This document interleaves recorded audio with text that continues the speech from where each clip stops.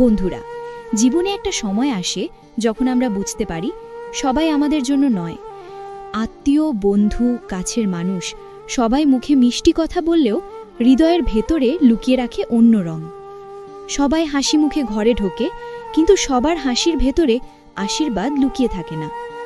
কিছু হাসি হয় বিষের মতো, কিছু আলিঙ্গন হয় ছুরির মতো, কিছু আত্মীয় হয় ঘরে আগুন ধরানো সাপের মতো। আজ আমি আপনাদের সাথে এমন একটি উক্তি ভাগ করে নেব যা গল্পের মতো শোনাবে, কিন্তু আসলে জীবনের নির্যাস।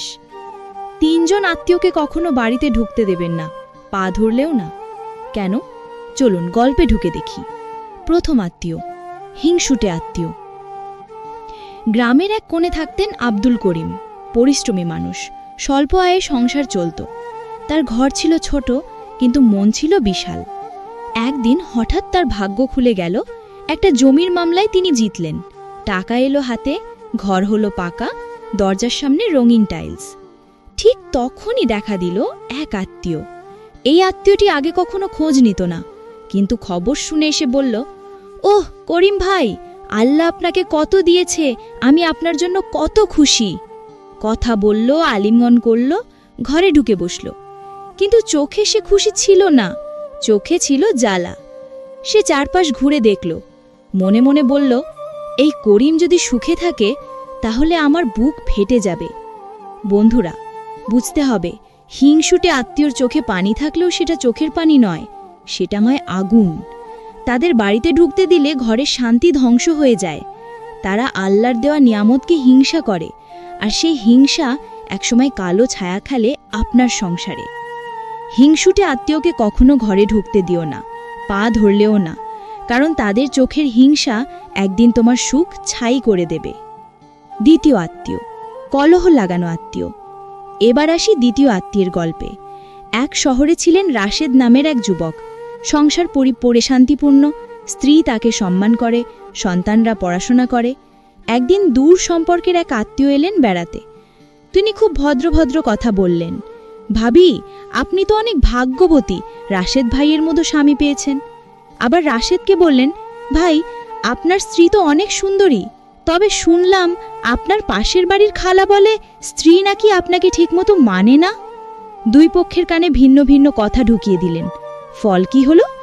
আগে যেখানে সংসারে ভালোবাসা ছিল সেখানে সন্দেহ ঢুকে গেল।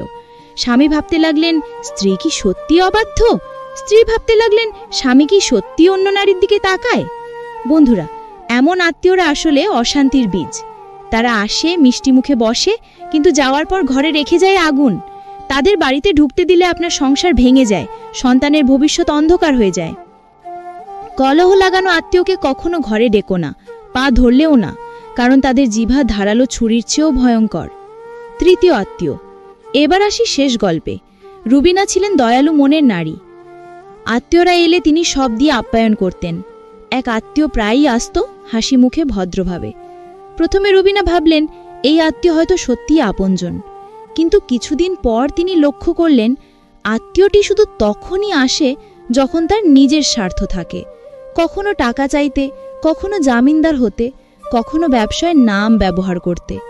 কিন্তু যখন রুবিনা অসুস্থ হলেন, তখন সে আত্মীয়কে আর দেখা গেল না। এরা আসলে আত্মীয় নয়, এরা কেবল ভণ্ড মুখোশ পরা ভিক্ষুক। তারা আসে, নিয়ে যায়, কিন্তু কখনো দেয় না।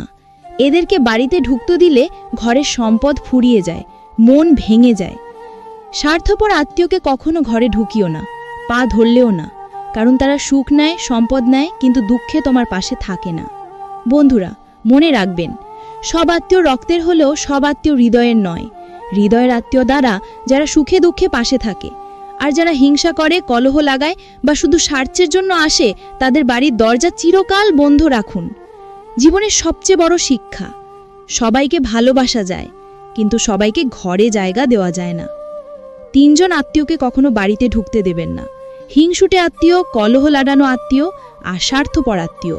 তারা পা ধরলেও না, কান্না করলেও না, কারণ তাদের ভেতরে যে আগুন লুকিয়ে আছে তা একদিন তোমার ঘর পুড়িয়ে দেবে।